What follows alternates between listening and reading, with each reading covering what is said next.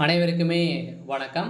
சற்று முன் கிடைத்திருக்கக்கூடிய ஒரு மிக மிக முக்கியமான செய்தி ஒன்று வெளியாகி உள்ளது.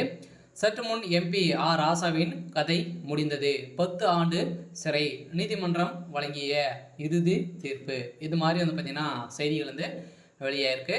ஏற்கனவே ராசா அவர்கள் நிறைய விஷயத்தில் பார்த்தீங்கன்னா வசமாக சிக்கியிருக்காரு. ஸோ அவர் ஏற்கனவே மத்திய அமைச்சராக இருக்கும்போது பார்த்தீங்கன்னா எக்கச்சக்கமான சொத்துக்களை பார்த்தீங்கன்னா சட்டத்துக்கு விரோதமாக செயல்பட்டு சொத்து சேர்த்துருக்காரு அப்படின்ற மாதிரி இப்போ பார்த்தீங்கன்னா தொடரப்பட்ட வழக்கின் அடிப்படையில் இப்போ அதிரடியாக ராசாவுடைய வீட்டில் அதிரடியாக சிபிஐ பார்த்தீங்கன்னா அதிரடியாக ரைடுகள் நடத்தியிருக்காங்க. இந்த ரைடின் அடிப்படையில் ஸோ எக்கச்சக்கமான பணங்களும் நிறைய விதமான எவிடன்ஸுகளும் பார்த்தீங்கன்னா சிக்கிருக்கு. ஸோ இந்த நிலையில் தான் இப்போ அதிரடியாக நீதிமன்றம் தீர்ப்பு வழங்க போகிறதாகவும் ஸோ அவருடைய சொத்துக்கள் அனைத்துமே முடக்கப்பட போகிறதாகவும் ஒரு தகவல் ஸோ வெளியாகி வருது. ஸோ இதெல்லாம் பார்த்தீங்கன்னா அதிரடியாக ராசாவிற்கு நீதிமன்றம் வழங்கக்கூடிய தீர்ப்பின் அடிப்படையில் இப்போ அவருடைய கதை ஒட்டுமொத்தமாக முடிய போகுது.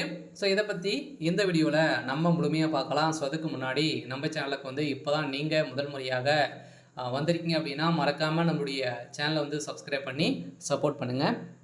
ஸோ வாங்க வீடியோக்குள்ளே போகலாம். ஸோ பார்த்தீங்கன்னா ராசா அவர்கள் ஏற்கனவே மத்திய அமைச்சராக இருக்கும்போது 2G அறக்கட்டளை வழக்கில் பார்த்தீங்கன்னா அதிரடியாக ராசா அவர்களும் கனிமொழி அவர்களும் வசமாக சிக்கிக்கொண்டு எக்கச்சக்கமான பணங்கள் பார்த்தீங்கன்னா ஊழல் அரசுக்கு எதிராக சம்பாதிச்சிருக்காங்க. அப்படின்ற மாதிரி பார்த்தீங்கன்னா அரசுக்கு நிறைய இழப்பீடுகள்லாம் செஞ்சுருக்காங்க. 30,000 கோடிக்கு மேலே இழப்பீடுகள்லாம் செஞ்சுருக்காங்க. ஸோ இதை தொடர்ந்து இப்போ பார்த்தீங்கன்னா அதிரடியாக ராசா அவர்கள் அந்த விஷயத்திலும் அதில் நிறைய சொத்துக்களும் சேர்த்து இப்போ ராசா அவர்களும் அதே மாதிரி எம்பி கனிமொழி அவர்களும் வசமாக சிக்கி கொண்டு இருக்காங்க. ஸோ இந்த நிலையில் இப்போ அதிரடியாக இந்த சட்டத்துக்கு விரோதமான சொத்து சேர்த்த வழக்கில் அதிரடியாக ராசா அவர்கள் இப்போ மாட்டியிருக்காரு. இதெல்லாம் அவருடைய வீட்டில் அதிரடியாக 2 நாட்களாகவே ரைடில் நடக்குது. இந்த ரைடின் அடிப்படையில் எக்கச்சக்கமான சொத்துக்கள் சிக்கியிருக்கக்கூடிய நிலையில் இப்போ அவருடைய சொத்துக்கள் அனைத்தையுமே முடக்கி இவருக்கு 10 ஆண்டுகள் சிறை தண்டனை விதிக்கப்படுறதாகவும் ஸோ தகவல் ஸோ வெளியாகி வருது. ஸோ இந்த எல்லாம் திமுகவுடைய தலைமையகத்தில் எக்கச்சக்கமான அமைச்சர்கள், திமுகவில் இருக்கக்கூடிய அமைச்சர்கள் இதுக்குமே 12-13 அமைச்சர்கள் பார்த்தீங்கன்னா முக்கிய அமைச்சர்கள்லாம் இருக்காங்க.